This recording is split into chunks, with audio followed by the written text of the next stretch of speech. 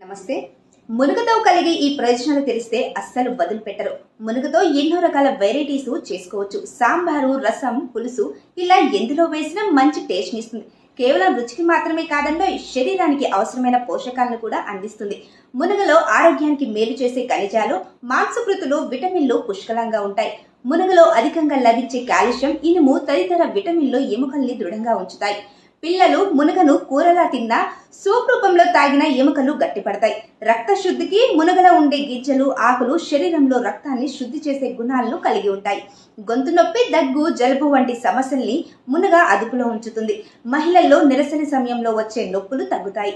గర్భిణీలు మునగను తీసుకోవడం వల్ల ప్రసవానికి ముందు, తర్వాత వచ్చే సమస్యల్ని కూడా అధిగమించవచ్చు.